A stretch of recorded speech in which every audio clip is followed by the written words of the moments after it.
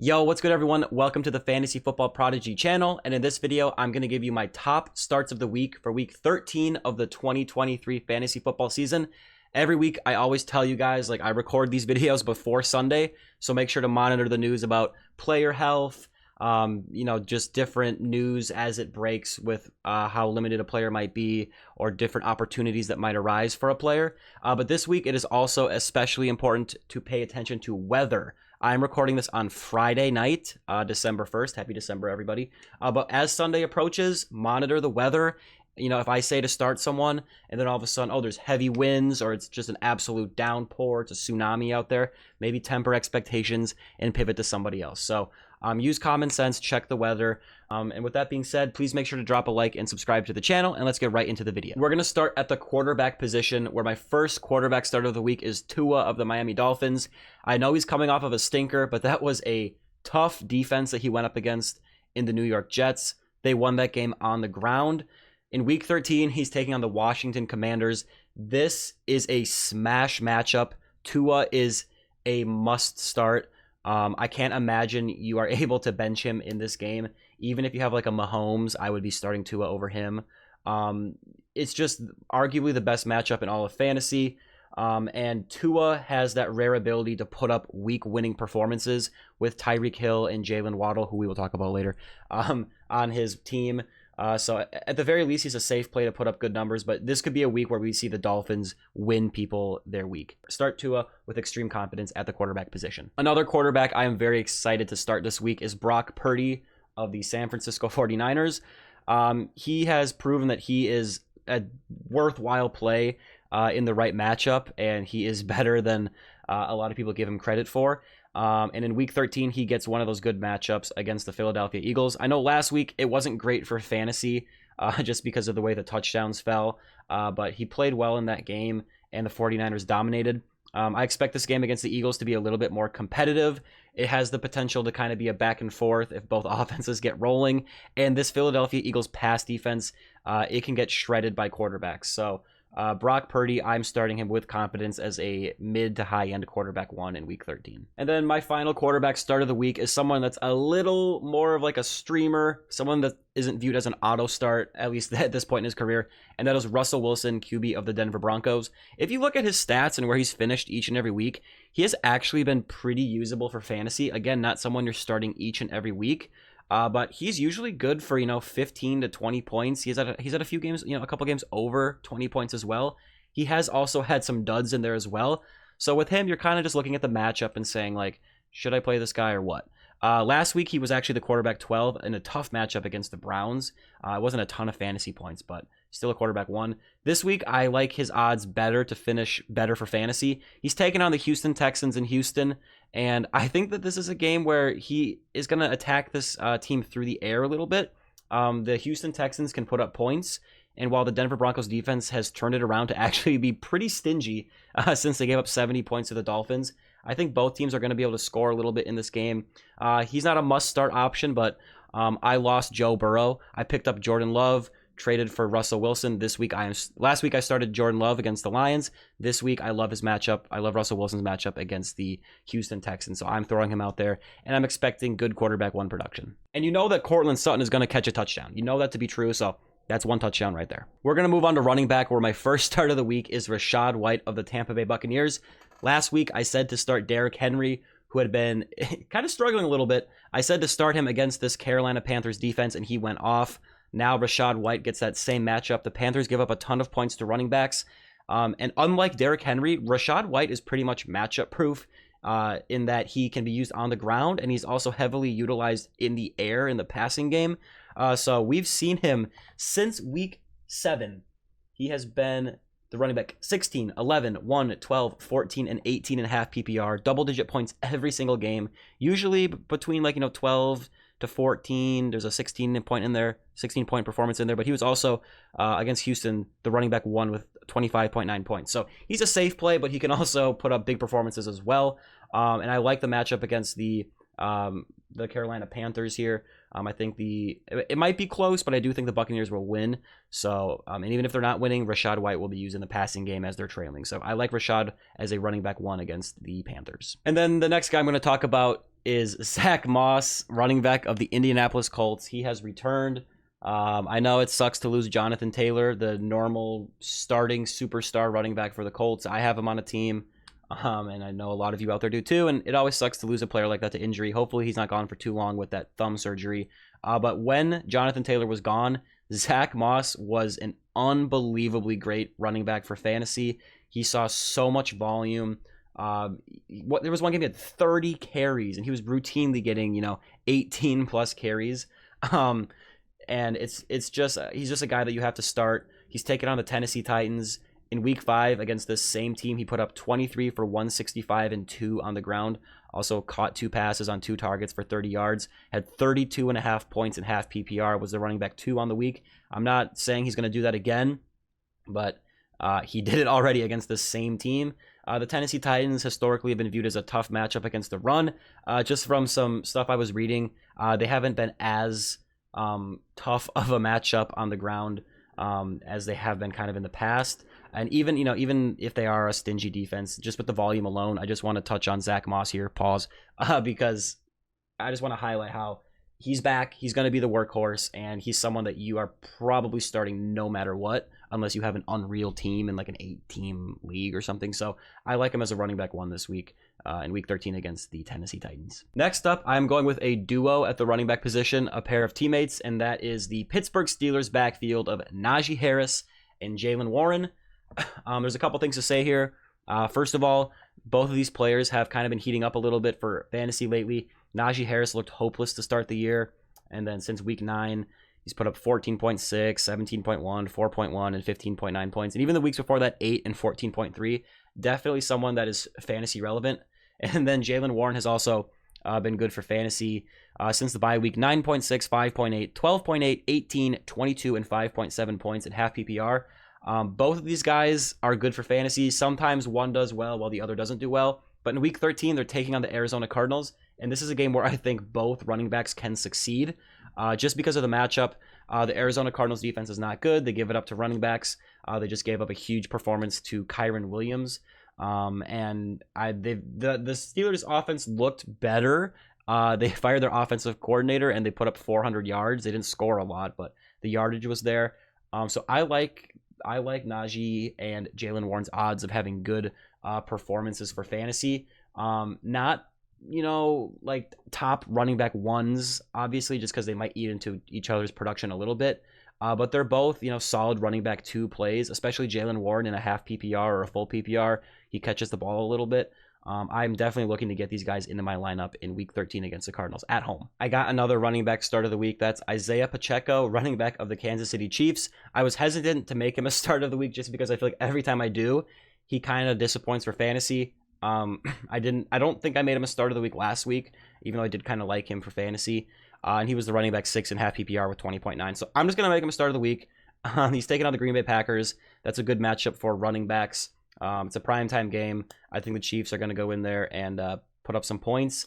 Obviously, they're not the high-flying Chiefs of years past just because their defense is so good.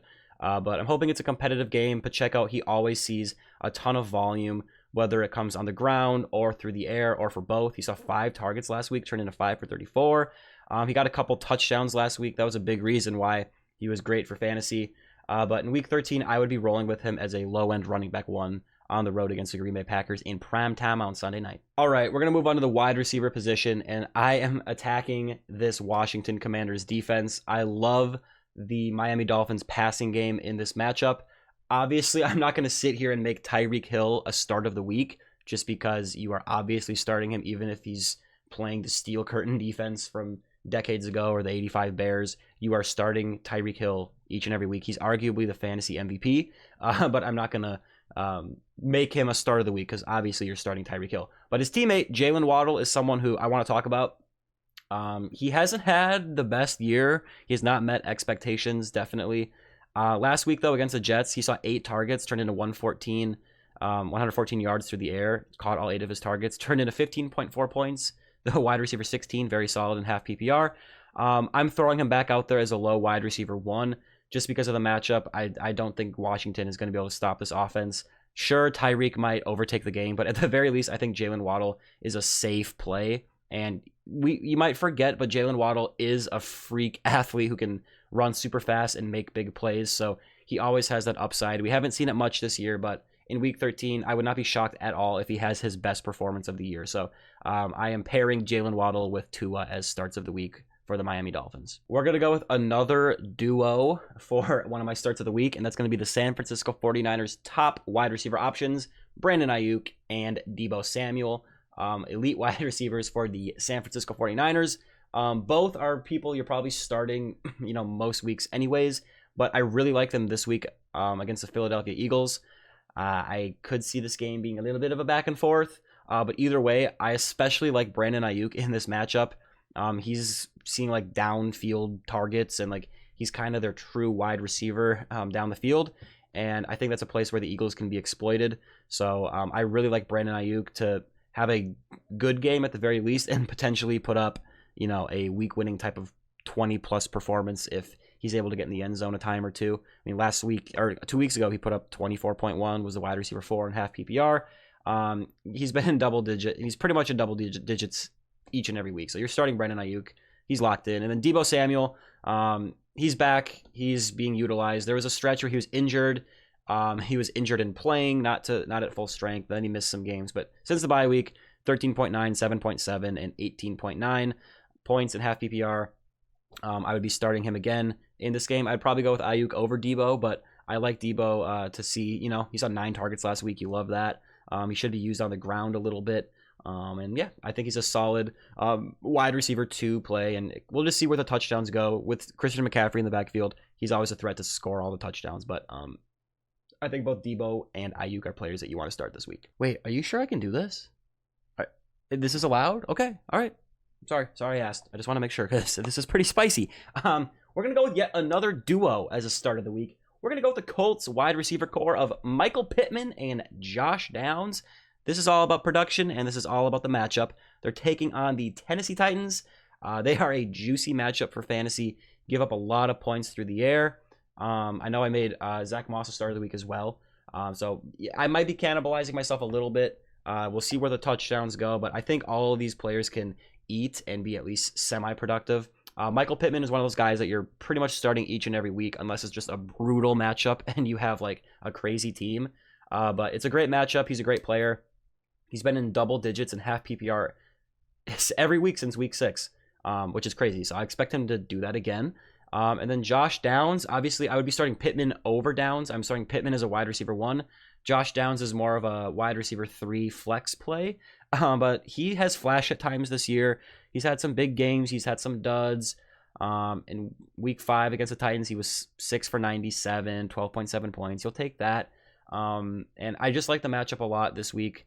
Coming off a 13 target game. It didn't amount to much for fantasy, but you love the targets. I like him a lot as like I said, a wide receiver 3 or flex play against the Tennessee Titans. And then my final wide receiver start of the week is more of a deep sleeper player. So not someone I'm forcing into my lineup, but for example, in Dynasty, I have some bye weeks. There's a lot of teams on bye this week. I have some injuries going on. So Greg Dortch is someone who I'm likely going to be starting in that league. And this is all because the last couple of weeks, he's actually been very good for fantasy. With Michael Wilson missing the last 2 games, Greg Dortch has stepped up and seen 8 and 9 targets in those games that Michael Wilson has missed. That turned into 6 for 76 and 3 for 27 and a touchdown. I know it was only 3 for 27 and you're kind of lucky he got in the end zone, but 9 targets, you love to see that. He's been at 10.6 and 10.2 points in half PPR those 2 games. And in week 13, he's taken on the Steelers. I mean, you can attack them through the air a little bit. And if the Steelers offense is rolling, if they can kind of, Najee and Jaylen Warren can help this team put up points, the Cardinals are going to have to throw the ball to keep up with them. So hopefully it's a competitive game. And I think Greg Dortch is someone that you can stream and put in that flex spot or that wide receiver 3 spot, and hope that, he sees 8+ targets again, because if you're desperate, that is definitely something you can turn to. You see the little rain emoji here. Make sure you monitor the weather. If it's, from my understanding, if it's just like a little drizzle, you're fine. What you really want to worry about is like wind. So if it's going to be really windy, monitor the news. Weather changes, so I'm just telling you, monitor that. But Greg Dortch is a nice little streamer. we're moving on to tight end, and I'm going with another duo that is Taysom Hill and Juwan Johnson, tight ends for the New Orleans Saints. A lot of this is contingent upon the health of the Saints receiving core. So we already know Michael Thomas is out. He's been out for a while. Rashid Shaheed, another very valuable wide receiver for that Saints offense, has been ruled out. And then Chris Olave dealing with a concussion. If he is also out, Taysom Hill and Juwan Johnson are basically going to be the offense. I mean, the top receivers are going to be A.T. Perry and Lynn Bowden. Those are also some guys you could maybe throw in DFS or in a really deep league if you need some wide receivers. But at tight end, especially if Olave misses, Taysom Hill and Juwan Johnson are going to be heavily utilized. And even if Olave plays, I still like both of these guys to see, especially Juwan Johnson, to see the targets. Taysom Hill, we'll see how he's used. Sometimes he's used through the air. Sometimes he's used on the ground. He might throw it a little bit. Last week, he was 2 for 55 through the air, but he had 7 rushing attempts, which out of a tight end, that's insane. It only turned into 26 yards, and he had a fumble. But Taysom Hill is someone where unless you have a top tight end option, I'm going to put Taysom Hill out there, and he might put up a 7, and it might be pedestrian for fantasy, but he might put up an 18.6 or a 22 or a 14.8 like we have seen him do at times this year. So he is one of those guys where you can play unless you have a top option. You put him out there because he might be okay, but he also might win you a week. And then Juwan Johnson is just like a streaming option, probably like a low tight end 1, high tight end 2 this week, especially depending on the health status of Chris Olave. But this game is in a dome, so no weather to worry about. The Detroit Lions are coming to town, and we'll see how many points are scored in this game. But I like Juwan Johnson as a nice little safe play. Coming into the year, he was kind of a sleeper option in drafts. It didn't really work out, but last year we saw him, when utilized, be productive for fantasy. And even last week, he saw 7 targets, turned into 4 for 45. Hopefully he can capitalize, or he can build upon that and capitalize on the potential increase in target share with the injuries for the Saints offense. So Taysom Hill and Juwan Johnson are guys you can turn to this week at tight end. And then my next and final tight end start of the week is David Njoku. He's been really hot for fantasy lately, and he's taking on the Rams. It's a great matchup for fantasy. The quarterback situation for the Browns is pretty dire. It's looking like Joe Flacco might get the start if DTR is out. But either way, the bad quarterback play might honestly be a benefit for David Njoku, because these guys they're looking to get rid of the ball early and quickly to Njoku, to those short area targets. He's since the bye week, he's seen 4, 9, 8, 6, 9, 15, and 9 targets. So the last 3 weeks, 9, 15, and 9 targets. Whether it's DTR or Joe Flacco, I think that they're going to rely on him. A lot of those targets haven't turned into crazy production for fantasy just because their offense is a little limited, but 15.7, 10.6, 8.8, 9.1, 8.9 in half PPR, you'll take that. He's been a tight end 1 each and every week since week 7. So 1, 2, 3, 4, 5, 6 weeks in a row as a tight end 1. And I expect it to be 7. Start Njoku with confidence as a tight end 1. And that's going to do it for this video. Thank you so much for watching. I really appreciate it. As always, please make sure to drop a like and subscribe to the channel. And good luck in week 13. I'll talk to you guys later. Peace out.